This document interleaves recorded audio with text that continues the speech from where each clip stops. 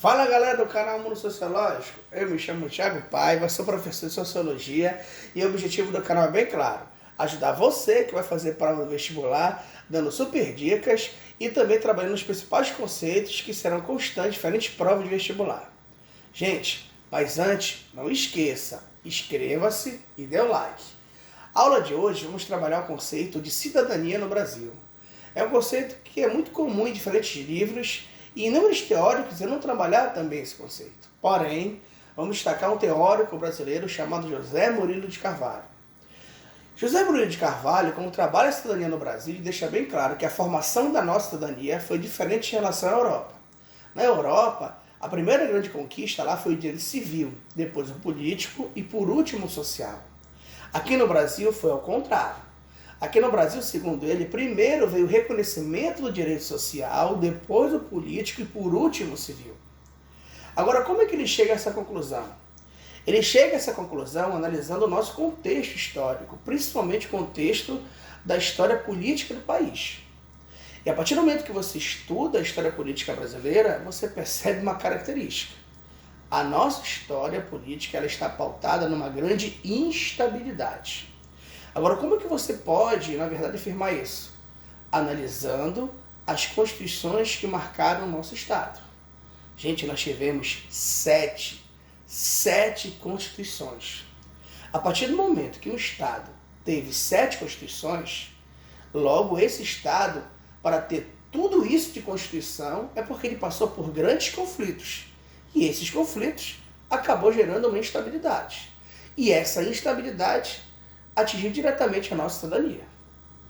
Quando você estuda as constituições no Brasil, você percebe que existe uma na ordem imperial, que é de 1824, e as demais constituições no período republicano. Uma no ano de 1891, que marca a Primeira República, duas da Era Vargas, a de 34 e 37, serão duas constituições totalmente antagônicas e diferentes.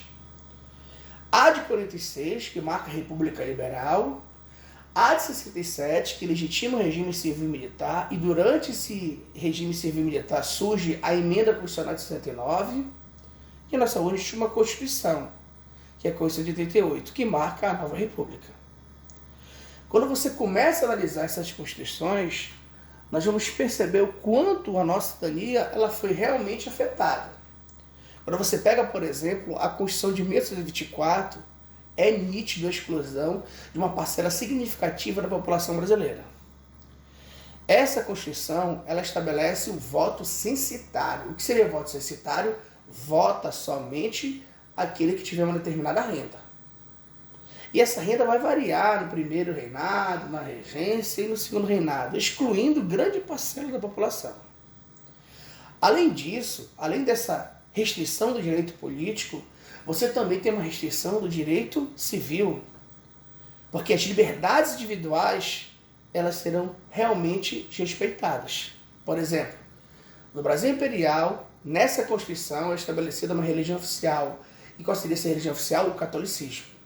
E você sabe que a sociedade brasileira ela também vai ter uma característica, é uma sociedade diversificada, onde existe uma diversidade étnica, com diversos valores, diversos princípios muito que estabelecidos, principalmente na religiosidade.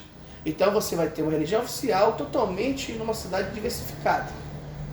Você percebe também que existe um Estado centralizador. O Brasil, por exemplo, vai ter, além dos 3 poderes, executivo, legislativo, judiciário, o poder moderador, onde esse poder moderador controla os demais poderes, sendo canalizado pela ordem do poder imperial.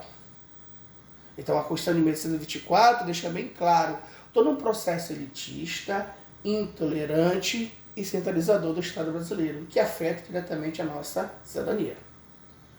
15 de novembro de 1889 é proclamada a República. Se o Brasil agora é uma república, há necessidade de formular novas leis. Surge então a Constituição de 1891, que marca a Primeira República. Agora, gente, muito cuidado. Porque você pode encontrar livros, você pode encontrar textos, até questões de prova, onde teóricos da época afirmam que essa Constituição traz aspectos positivos para a sociedade. aonde nessa Constituição você vai ver uma modernização do Estado. Realmente você vai ter mudanças, não é isso? Você antes tinha um Estado unitário, que era da ordem imperial, agora na República você tem um Estado federativo. Antes você tinha o que? O Império, agora o Brasil é uma república. Antes você tinha 4 poderes, agora o Brasil tem 3 poderes. Antes você tinha uma religião oficial, agora você tem o que? Um Estado laico. Né? Você vai ver realmente mudanças. O Brasil agora é uma república federativa de caráter presidencialista. E essa influência fortemente norte-americana. Então ali você pode encontrar teóricos que irão ver essas mudanças e irão chegar à conclusão que essas mudanças irão trazer aspectos positivos para a sociedade. Mas nem todos os teóricos irão pensar dessa forma. Há críticos dizendo que realmente essa mudança política acontece, mas essa mudança política legitima também desigualdades. Uma dessas críticas está atrelada ao voto. O voto ele é aberto, porém somente para homens acima de 21 anos e alfabetizados. Uma outra crítica é que essas mudanças que serão consolidadas pela República fortalecem uma prática política que marca o período, o coronelismo. E aí vamos resgatar um teórico brasileiro chamado Vitor Nunes Leal, num livro chamado Coronelismo e Chá de Voto. De uma maneira bem clara e bem direta, o que seria o coronelismo para esse autor? O coronelismo é uma rede de relações da esfera municipal, estadual e federal, onde essa rede de relações está pautada numa ordem o quê? Econômica, política, na figura do grande proprietário de terra. Esse grande proprietário de terra, que interfere nessas relações municipais, estaduais e federais, se organiza pela prática patrimonialista. Ou seja, você não consegue separar o público do privado. E essa prática patrimonialista acaba consolidando o clientelismo e efetivando o nepotismo. Então você vai ver que os críticos dessa Constituição afirmam que realmente ocorreram mudanças, mas essas mudanças beneficiando um pequeno grupo. E esse pequeno grupo consolidado pela prática do coronelismo. O Vargas chega ao poder em 30 e quando ele chega ao poder em 30, ele oficializa uma nova Constituição em 34, é aquilo que a história chama de governo constitucional. Ali, nessa Constituição, você percebe realmente o reconhecimento de direitos. Você vai ver que o Vargas, na tentativa de frear o domínio oligárquico, reconhece direitos. Um desses direitos que é importante não ignorar. O Vargas estabelece o voto secreto na tentativa de combater aquilo que foi marcado na Primeira República, que era o voto de cabresto. Não é isso? Além do voto secreto, Vargas também cria a justiça eleitoral, cujo objetivo da justiça eleitoral é bem claro: legitimar o resultado das eleições e fiscalizar, na tentativa de acabar com aquilo que era marcante da Primeira República, que era a chamada eleição de gola. E o Vargas reconheceu o direito ao voto feminino. Agora, não podemos ignorar também, gente, todo esse reconhecimento, essa mudança, né, que o Vargas estabeleceu, elas, claro, aconteceram, foram consolidadas, mas já tinham sido levantadas antes do Vargas. O Vargas já legitimou essas mudanças, mas essas bandeiras já tinham sido levantadas antes. Um exemplo bem claro é a questão do voto feminino. Ele legitimou no seu governo, porém as mulheres já estavam pressionando o Estado brasileiro desde a era imperial. Lembra que nesse momento Vargas começa também a legitimar as primeiras leis trabalhistas, ok? Só que isso não dura muito. Em 37, o Vargas decreta o Estado Novo. E esse Estado Novo é oficializado pela Constituição de 37. O Vargas estabelece um Estado centralizador, ditatorial, onde controla os direitos políticos, o direito civil, surge a DIP, Departamento de Imprensa e Propaganda, acabando com a liberdade de expressão. Mas o mais interessante é que ao mesmo tempo que o Vargas retira esses direitos, ele reconhece um que você não pode esquecer. Foi durante o Estado Novo, esse Estado centralizador, que o Vargas efetiva a CLT, a Consolidação das Leis Trabalhistas. Aquilo que nós colocamos lá no início. Como direito social, como é ser reconhecido no país, sendo excluído depois do direito político e civil. O Vargas cai em 45, e aí surge, querendo ou não, todo um debate ao retorno dessas medidas liberais, dessas medidas que reconhecem direitos. Portanto, surge a Constituição de 46. Essa Constituição de 46 marca a República Liberal, e aí você não pode ignorar. É uma Constituição que reconhece direitos cruciais na esfera política, na esfera econômica e também na esfera social. Você vai ver, por exemplo, que essa Constituição de 46, ela vai devolver a independência dos três poderes.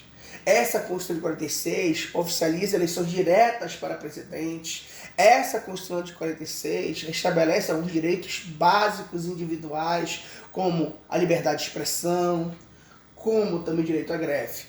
O maior problema dessa Constituição é o contexto geopolítico. O contexto geopolítico da época é a Guerra Fria, e a Guerra Fria chega ao Brasil. E querendo ou não, essa Guerra Fria dificulta todo um processo de consolidação de direitos que marcam a Constituição de 46. Só para você ter uma ideia. No primeiro governo que marca a República Liberal, o governo Dutra corta relações diplomáticas com a União Soviética e coloca na ilegalidade o Partido Comunista. Então você vê que há reconhecimentos de alguns direitos, há avanços, porém esse contexto geopolítico acaba enfraquecendo. É claro que esse ambiente da Guerra Fria acaba afetando diretamente a chegada civil-militar em 64. E a Constituição de 67, ela é bem clara. Ela consolida o regime civil-militar, legitima os atos institucionais, não é isso? Além de legitimar os atos institucionais, dá plenos direitos ao governo do regime civil-militar. Lembra que em 67 a Constituição legitima os atos institucionais. Em 68 é consagrado o ato institucional número 5, que acaba realmente com a liberdade individual, onde você vai ter a censura, onde você vai ter justamente o direito de vir sendo muito vigiado. Ok? Agora também fique atento. Durante o regime civil-militar, há uma nítida exclusão do direito político e civil, mas há um reconhecimento do direito social, onde você vai ter diversos programas sociais, como o Mobral, o Movimento Brasileiro de Alfabetização, o Fundo Rural, Fundo de Desenvolvimento dos Trabalhadores Rurais. Você percebe que são estratégias de governos, principalmente autoritários, onde você retira o direito civil e político e reconhece o direito social. É somente a Constituição de 88 que marca a nova república que é proclamado o Estado Democrático de Direito.